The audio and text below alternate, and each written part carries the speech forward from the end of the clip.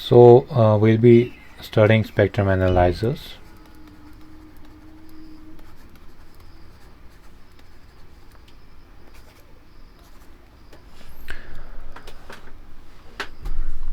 There are actually three types of devices. We have an oscilloscope,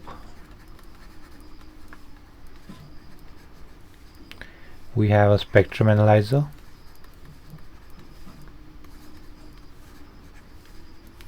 and we have modulation analyzers.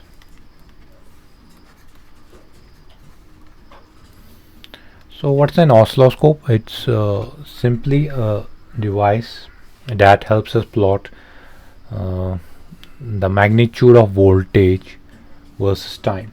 We actually can plot our voltage, our currents, the waveforms of a voltage with respect to time. So it's a magnitude versus time plot.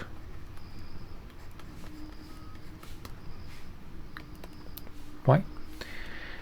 Then there comes spectrum analyzers. What does a spectrum analyzer do? It actually helps us plot the distribution of voltage or the magnitude of various magnitude of voltage versus frequency. So in other words, this is a magnitude versus frequency plot. So an oscilloscope, simply it helps us plot the magnitude of different waveforms, different signals versus time, while as a spectrum analyzer helps us plot the magnitude of different signals versus frequency. And what the modulation analyzer does is it plots frequency versus time. So you have three types of devices: an oscilloscope, a spectrum analyzer, and a modulation analyzer.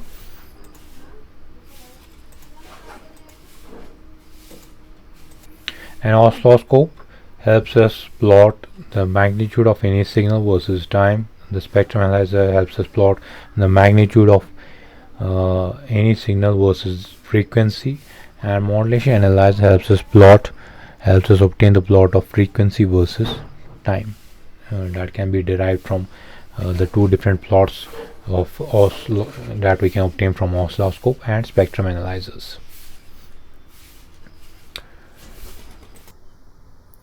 Okay, so what this actually means is that if we have a signal wherein the fundamental frequency f0, this is the frequency representing the third harmonic component, you can see that the frequency of this very waveform is 3 times the fundamental frequency. Then you will have the fifth harmonic component, and so on and so forth. So this plot is actually the plot of magnitude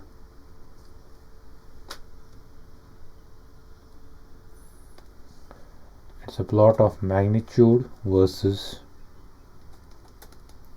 time. So this plot can be observed using an oscilloscope, wherein we can see we can analyze the waveform. We'll not be able, if we pass this signal, what we'll be seeing is let me show that also. So when we observe a time domain analysis, this blue line here actually represents the signal that consists of f0, it consists of the third harmonic, it consists of the fifth harmonic. I'll represent this by f1. It consists of the fundamental frequency f1, it consists of the third harmonic, the fifth harmonic, it consists of the seventh harmonic, the ninth harmonic, and so on and so forth. So this blue signal can be analyzed. This blue signal is actually the AC waveform that we obtain, and this waveform can be analyzed using an oscilloscope. So the voltage, the magnitude versus time plot, the oscilloscope will be able to give us this type of plot, the blue signal. On comparing it with the fundamental frequency only, that's f1 here, you can see there is some distortion with respect to the fundamental frequency, and this fundamental frequency is obtained, this blue waveform is just obtained from the addition up of the fundamental frequency, that's at 50 Hz, plus the third harmonic, the fifth harmonic. So our waveform actually consists of harmonics. It consists of a number of frequency components as shown here. All these frequency components, the third, the fifth, the seventh, the ninth harmonic components, are present in our waveform. And our resultant waveform is only the summation of these waveforms. The magnitude of these waveforms will be lesser as compared to the fundamental component, but they will affect the nature of our resultant output. So our output will look something that's shown here by the blue line. This will be the magnitude versus time plot that will be obtaining from the oscilloscope. But if we want to obtain the magnitude of all of these frequency components, we want to see what is the magnitude, what is the maximum of this third harmonic, what is the maximum of this fifth harmonic, what is the magnitude of this seventh harmonic here. Fine. So these are all frequency components. We want to find out the magnitude of these. We want to distribute. We want to actually disintegrate our output waveform. That's this is our output waveform. Output is equal to f1 plus f1, f3 plus f5. So we want to disintegrate our output waveform into different frequency components. We want to see the magnitude of f1, we want to see the magnitude of f3, we want to see the magnitude of f5. So that can be done using a spectrum analyzer. So the spectrum analyzer will be able to disintegrate all of these components, and on disintegration what we'll be seeing is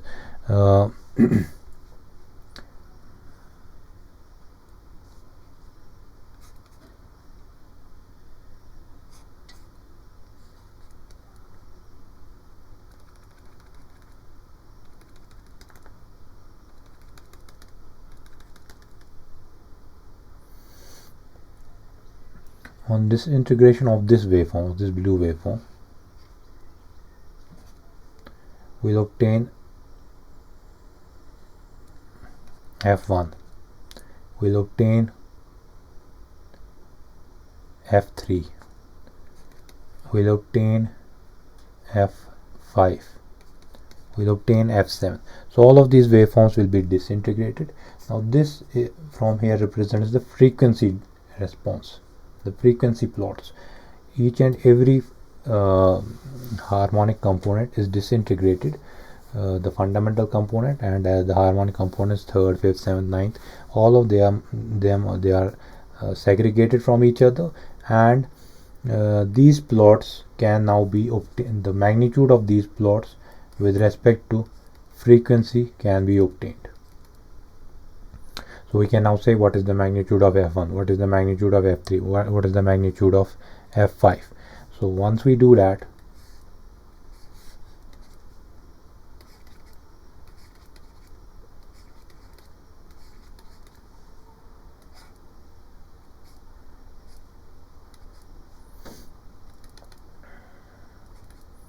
say for example this is 50, this will be 5, this will be 1, this will be 0.7, so on and so forth. So we'll be obtaining the magnitude of we'll be obtaining a magnitude versus frequency plot. This is known as the spectrum, and the device that helps us obtain is known as the spectrum analyzer. Now moving on to the general block diagram of a spectrum analyzer.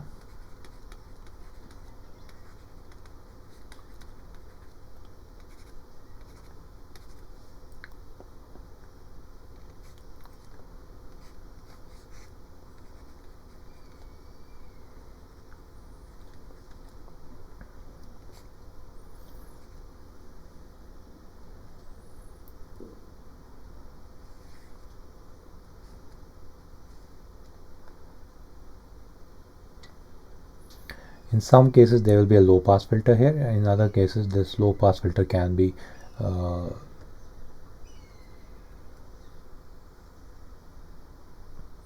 avoided.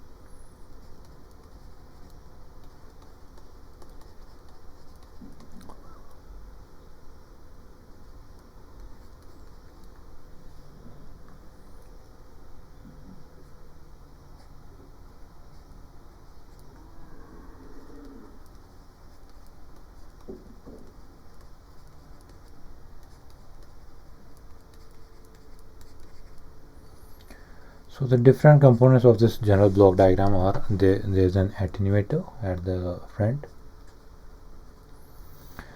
you have a mixer, a heterodyne mixer, you have an IF filter plus gain block, you have a detector, you have a video filter, you have another gain, you have ADCs, you have a local oscillator, a sweep generator or a sorter generator, and a display unit attached through the ADCs and CPU.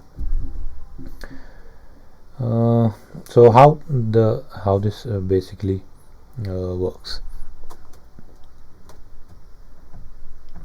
So first of all, we have the attenuator. The typical frequency range of any spectrum analyzer will be 10 kilohertz to 300 megahertz.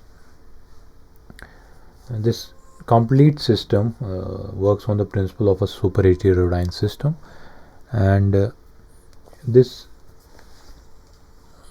block diagram, this type of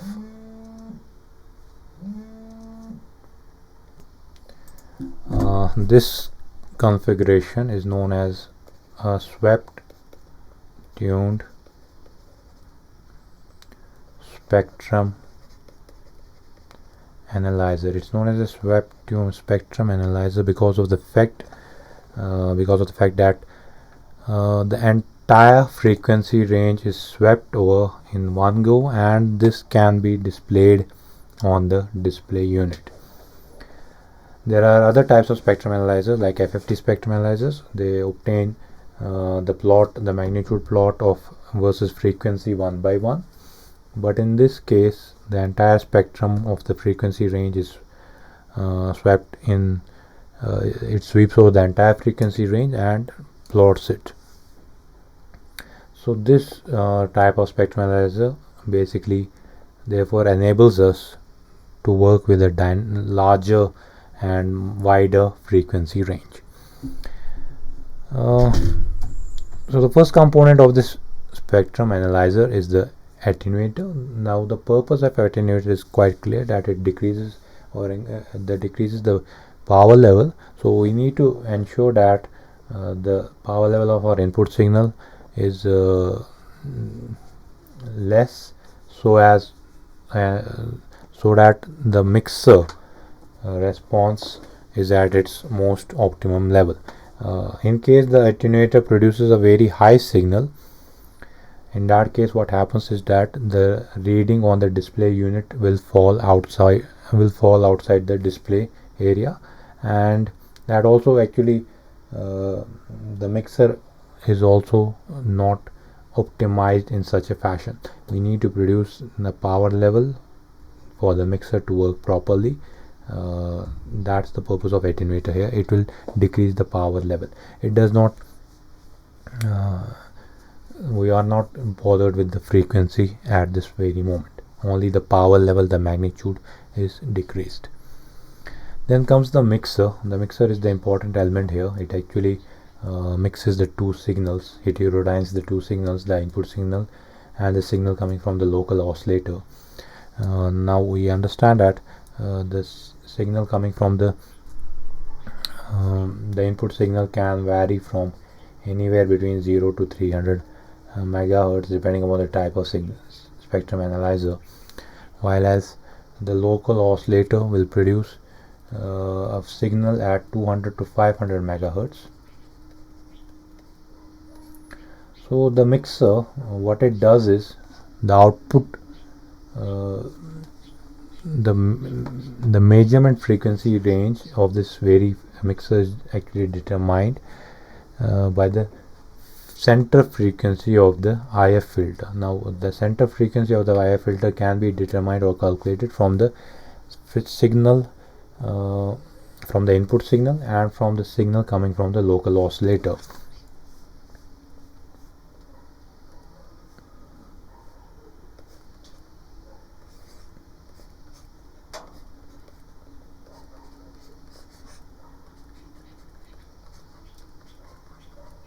The purpose of this mixer is only to mix the signals, and it will mix the signal depending upon the frequency, the central frequency of the IF filter.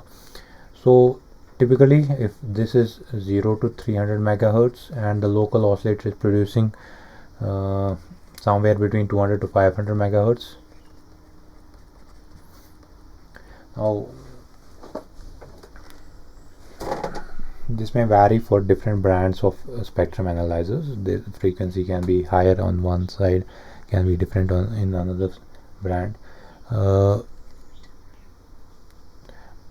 What this does is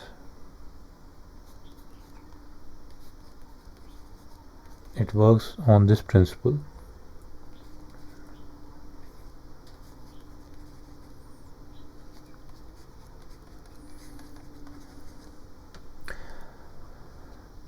Our intermediate frequency, our input frequency is equal to LO frequency minus intermediate frequency, or in other words, our intermediate frequency, that is FC, will be equal to LO frequency minus the input frequency, that is, it will be 200 minus 0 or 500 minus 300, that's nearly about 200 megahertz at a max. Fine. So our central frequency of the IF filter will be 200 megahertz. The job of the attenuator is to reduce the power level. The job of the mixer is to simply mix these two signals depending upon the frequency level of the IF filter. So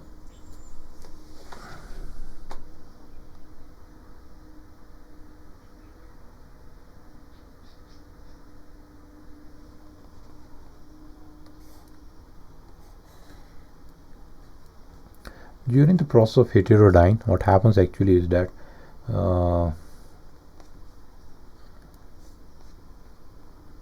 during the mixing process, what happens is that, say for example, this is our input frequency,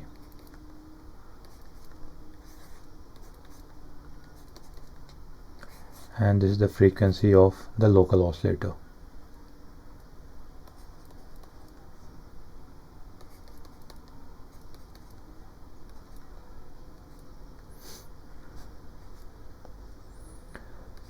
The process of heterodyne is such that you will obtain all of these signals.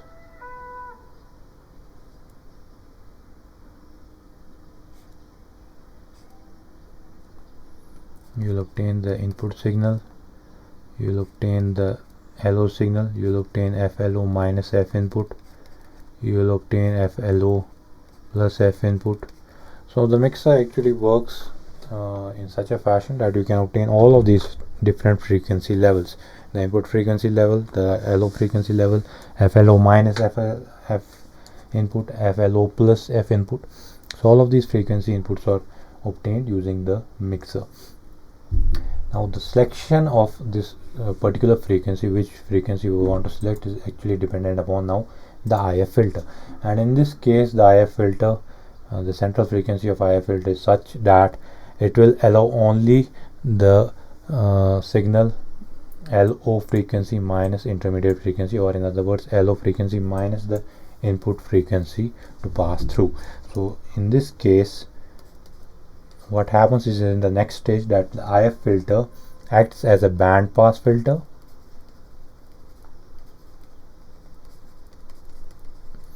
and only FLO minus F input is allowed to pass through. So moving on to the IF filter is simply a band pass filter, and this makes sure that the mixer output is filtered depending upon the central frequency of the IF filter, and this is obtained as FC is equal to FLO minus F input. So our output here now is somewhere around in the range of 200 megahertz, while the input was somewhere in 0 to 300 megahertz frequency level. This IF filter is also, as we go back to the block diagram,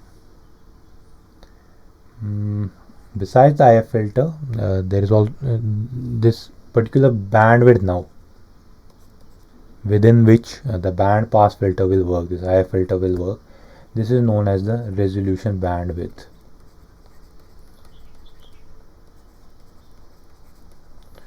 So simply asking if what is meant by RBW of a spectrum analyzer. RBW is the resolution bandwidth, and it's simply the bandwidth of the IF filter, where IF filter is nothing but a band pass filter, and it will allow only a particular frequency level to pass through.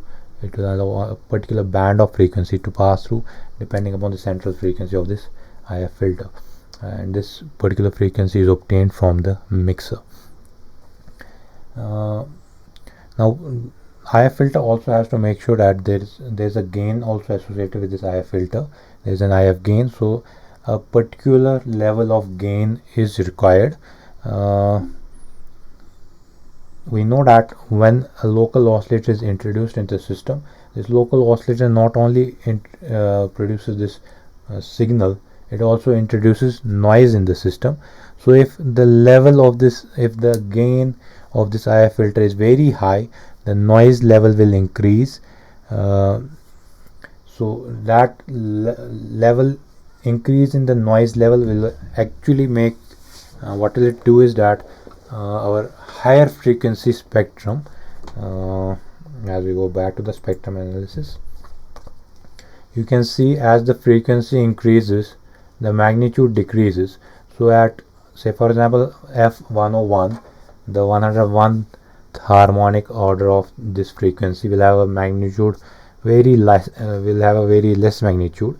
So these signals will get masked. So we do not want our noise to hamper the determination of these particular signals.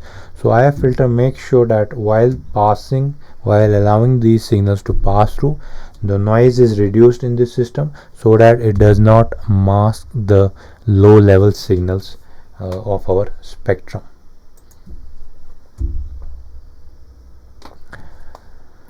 Next up in this block diagram is a detector. Now what this detector is, it simply helps us convert the frequency, this signal, into a video signal. Our intermediate frequency signal that we obtain from the IF filter is converted now into a video signal. This video signal can be digitized later on and waved on the display panel. So the detector helps us detect. It's an envelope detector. It simply helps us detect the video output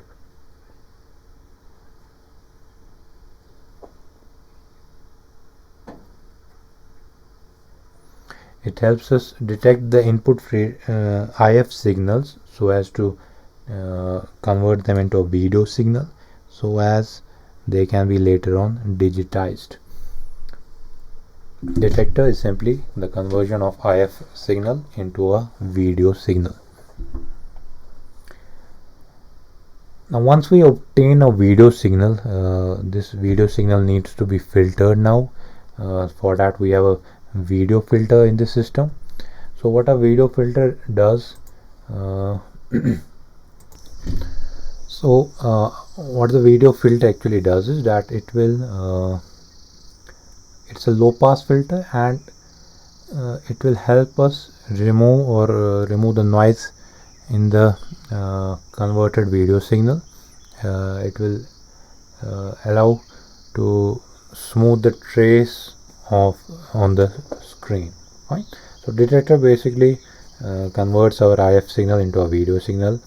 There are a number of detection methods, simply by tracing out the maximum and minimum between different sampling points. We can plot a video using the detector, and this output now will not be smooth. It will be having because of quantization,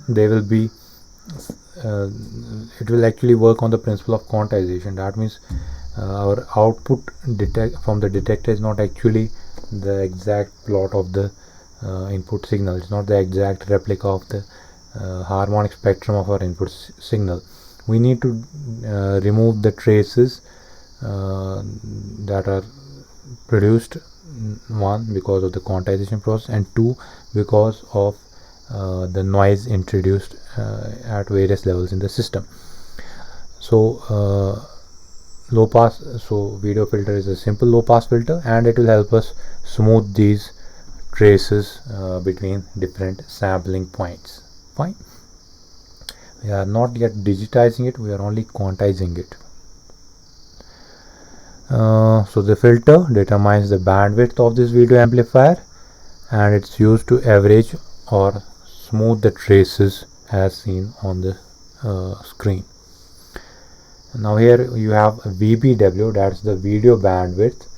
So it's actually the bandwidth within which the video filter works.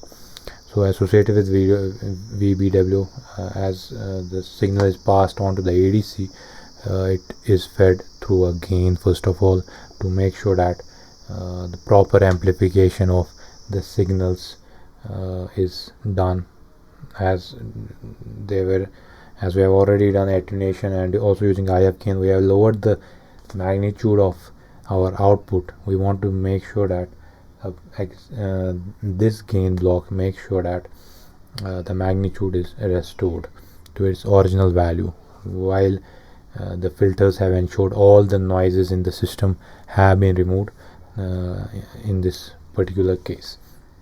So video filter will pass on this quantized signal to the ADC, the video signal to the ADC. Now this will be this is still a continuous time signal, and this signal is free from any noise now, and it will represent the magnitude of different frequencies. So using an ADC, we can set it to a particular frequency to determine the particular frequency level by sampling the output from the ADC. So once we obtain the samples from ADC, we'll get a harmonic spectrum. Now besides this, there's a local oscillator and a sweep generator. So the function of local oscillator and sweep generator is very important here. As far as the LO goes, the local oscillator goes, it simply receives the frequency and signal as determined by the sweep generator, and produces an appropriate frequency level for mixing with the input signal. The sweep generator is the one that actually tunes the local oscillator so that its frequency changes in proportion to the applied sawtooth voltage from the sweep generator. So what this sawtooth generator basically does is it will produce a sawtooth voltage, and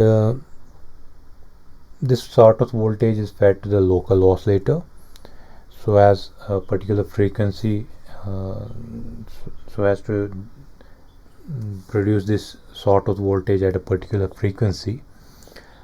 Once this sawtooth is produced, it will sweep.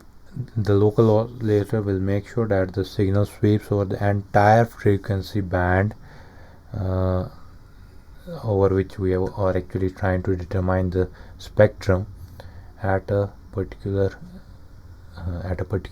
rate. Fine. You can also see that this sawtooth generator is simultaneously applied through an ADC to the same CPU, to the same display unit. This makes sure that the display unit is synchronized with the local oscillator, as there might be a chance wherein this local oscillator will produce a frequency signal that will vibrate over this frequency spectrum. We want to make sure that our display unit is also tuned, is also in sync with this local oscillator, and so simultaneously the sweep generator produces a sawtooth waveform and feeds the so that the sampling time of the sweep generator through the ADC is fed into this CPU, fed into this display unit. Now what are the factors that we need to consider in a spectrum analyzer? One is the resolution. It's simply the resolution simply means the minimum frequency range between two closely spaced spectrums or spectras between two closely spaced frequency differentiated signals that a spectrum analyzer can distinguish between, right? So within a closely spaced, how closely the two signals can be located, how closely they can be located frequency wise, that the spectrum analyzer can distinguish between. The bandwidth of our amplifier should be narrow, and the sweep speed should be very low, so as to allow us to work within a proper bandwidth. Bandwidth simply, as stated, that you have the resolution bandwidth of the IF filter. It is the bandwidth within which this filter works. The band pass filter VBW is the bandwidth within which the bandwidth of that low pass filter IF RBW is the bandwidth of the band pass filter. So within which frequency range our system is operating is the total bandwidth of our spectrum analyzer. And the central frequency of the IF amplifier is also a consideration that we need to keep in mind. Now there is sweep desensitization. Now, what is sweep desensitization? We know that our local oscillator sweeps over the entire spectra of entire frequency spectra. The frequency with which the low signal is generated using a local oscillator is much higher as compared to the input signal frequency.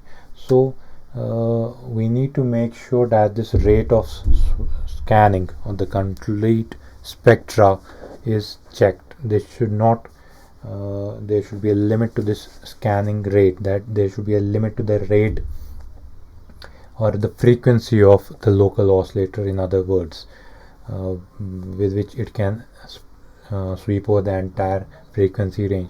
If this is not done, what happens is that the amplitude of our voltage will suffer, the frequency resolution will change, and our sensitivity of the system will also change. Now the sensitivity, the sweep time is actually determined by the frequency span of this particular spectrum analyzer divided by the product of RBW into VBW. The local oscillator is producing a signal at a much higher frequency, so higher frequency means it will sweep over the entire frequency range at a faster rate. We need to make sure that this rate is checked so as the magnitude of our input signal is not hampered with during the process of determination of the spectrum.